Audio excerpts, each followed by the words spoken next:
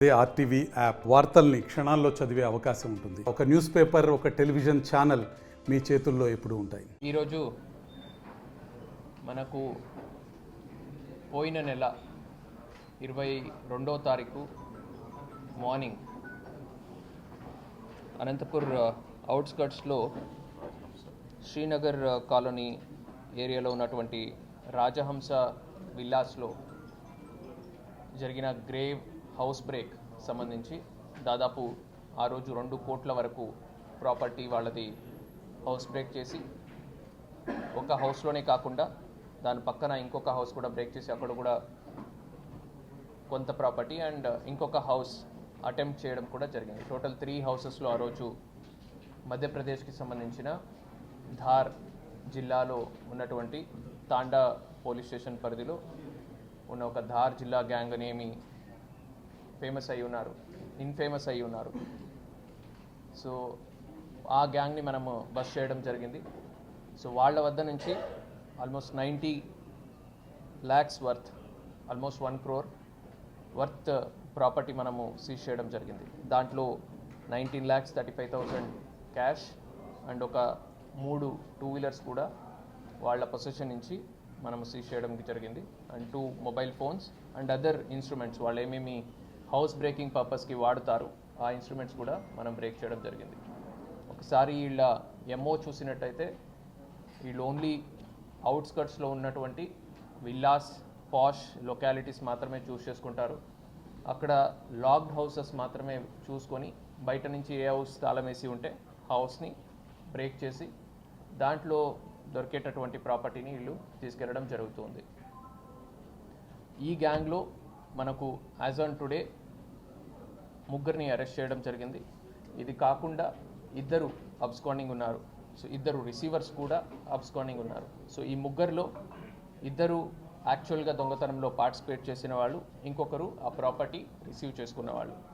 So ఈ main accused A1 ఎవరు ఉన్నారు, అతని మీద ఆల్మోస్ట్ 34 క్రిమినల్ కేసెస్ ఉన్నాయి. వీళ్ళు మొత్తం ఆ విలేజ్లో చూసినట్టయితే ఒక 11 మెంబర్స్ గ్యాంగ్ కింద వీళ్ళు ఆపరేట్ చేస్తారు. గత కొన్ని సంవత్సరాల్లో ఆల్మోస్ట్ 52 కేసెస్ ఈ 11 మెంబర్స్ మీద రిజిస్టర్ అయి ఉన్నాయి. తెలంగాణ, ఆంధ్ర, గుజరాత్, తమిళనాడు ఇలాగ డిఫరెంట్ స్టేట్స్లో వీళ్ళు తిరుగుతూ డిఫరెంట్ గ్యాంగ్స్ కింద ఆపరేట్ చేస్తారు. 4, 5, 3 ఇలాగా ఒక చిన్న గ్యాంగ్ కింద డివైడ్ అయ్యి వీళ్ళు ఆపరేట్ చేస్తారు. సో దీంట్లో ఆ విలేజ్కి వెళ్ళిన పరిస్థితులు మనం చూసినట్టయితే ఆ విలేజ్లో రికవరీకి వెళ్ళినప్పుడు చాలా డిఫరెంట్ స్టేట్స్ నుంచి పోలీస్ వాళ్ళు వచ్చినప్పుడు వాళ్ళ మీద అటాక్ చేయడం ఉండొచ్చు, వాళ్ళని అక్కడి నుంచి ఇన్ఫర్మేషన్ లీకేజ్ ఉండడం ఉండొచ్చు, లేదంటే అక్కడి నుంచి పారిపోవడం ఉండొచ్చు, లేదా మన వాళ్ళ మీద కౌంటర్ అటాక్ చేయడం ఉండొచ్చు. ఇట్లాంటి పరిస్థితులు కూడా ఉంటున్నాయి. లోకల్ పోలీస్ అండ్ మన పోలీస్, అక్కడ లోకల్ పోలీస్ సపోర్ట్ అండ్ మన వాళ్ళు అందరూ కూడా విత్ వెపన్స్ వెళ్ళి వాళ్ళని థ్రెటన్ చేసి ఆ పరిస్థితులు ఎదుర్కొని సిచ్యువేషన్స్ ఎదుర్కొని మనము రికవరీ చేయాల్సిన పరిస్థితి ఉంది. సో దీంట్లో ముఖ్యంగా మనం చూసినట్టయితే ఈ A1 ఎవరు ఉన్నారు, నారు పచావర్, అతని మీద ఒక 34 కేసెస్ అండ్ A2 మీద ఒక 4 కేసెస్, సావన్ అనే అతని మీద ఒక 4 కేసెస్ ఉన్నాయి. అది కాకుండా A3 అబ్స్కాండింగ్ ఉన్నారు, అతని మీద ఒక 27 కేసెస్ ఉన్నాయి. A4 మోట్లా అనే అతని మీద ఒక 2 కేసెస్ ఉన్నాయి. సో ఇప్పుడు మా దగ్గర ఉన్నటువంటి రిసీవర్ మీద ఒక 7 కేసెస్ ఉన్నప్పటికీ ఇంకా అబ్స్కాండింగ్ ఉన్న అతని మీద ఇంకొక 34 కేసెస్ ఉన్నాయి. సో ఇప్పటి వరకు చాలా చోట్ల ఈ క్రైమ్ జరిగినప్పుడు రికవరీ చేయడానికి అటెంప్ట్స్ జరిగినప్పటికీ అక్కడ డిఫరెంట్ స్టేట్ పోలీస్ వాళ్ళు వెళ్ళి ఇంత పెద్ద ఎత్తున రికవరీ చేయడం అనేది is a record from them.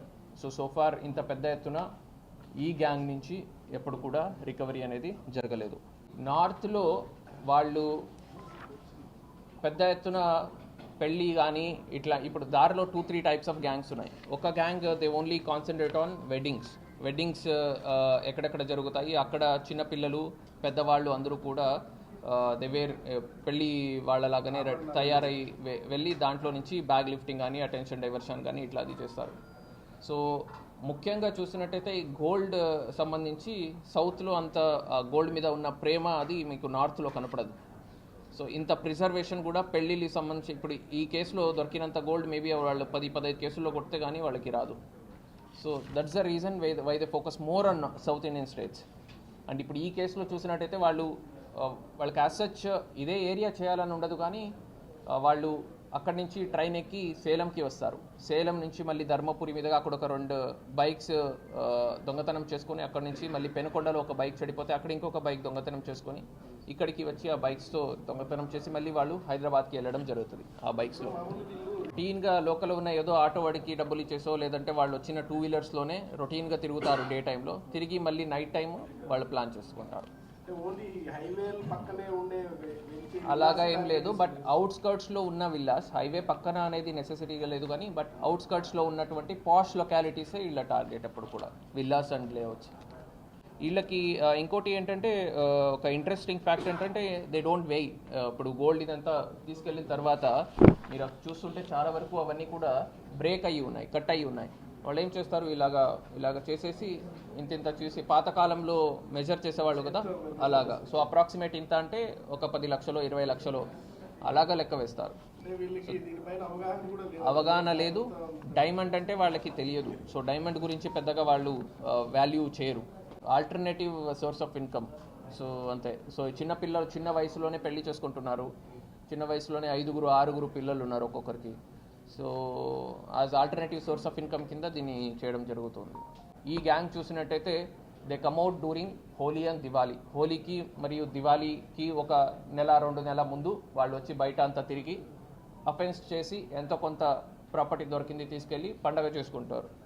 So ఆ టైంలో ఇప్పుడు మాకు ఈ టీమ్స్ బయట తిరుగుతున్నాయని తెలుసు కాబట్టి మా బీట్స్ని కూడా, మా లోకల్ ఆఫీసర్స్ని కూడా నైట్ టైం ఇట్లాంటి ఏరియాస్ని కవర్ చేసేటట్టు అలాగే బీట్స్ కూడా మనం రీఆర్గనైజ్ చేసుకుంటున్నాం. So we're working out, but at the same time we're not super humans. మనకు సూపర్ పవర్స్ ఏమీ లేవు. సో మనకు ఉన్న టెక్నికాలిటీస్, మనకున్న ట్రైనింగ్, దాని బేసిస్ మీద వీఆర్ ఏబుల్ టు డిటెక్ట్.